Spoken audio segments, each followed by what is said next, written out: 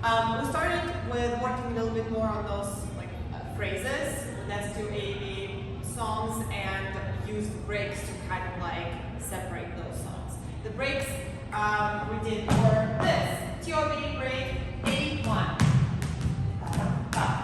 Next break was the trying to do break.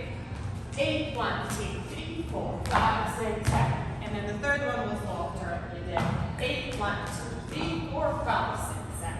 I gave you those 3 breaks, and first you just try walking around and then put those breaks at the end of the phrases. Then we did a circle where everybody kind of supported each person who was dancing with doing that break on the 4th 8 of each phrase.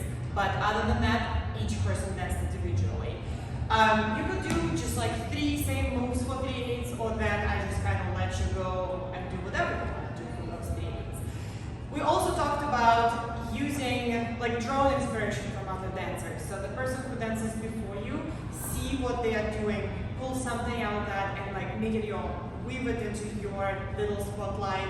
You can do it a little bit differently. You can combine it with some other moves, but don't just wait for your turn to talk.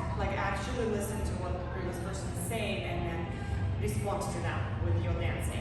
You can do it as simple as we practiced it in a way where the person did 4 8s and then 4 8s of a different move. You start with that move, do 4 8s of that move and then something else, and so on. We just kind of pass it all like that. And then at the end we just ended with a full-on jam. I told you, think about performing it a little bit. Look up, smile. You can end with little cheesy, pass it to the next person with a little cheesy pose or something funky.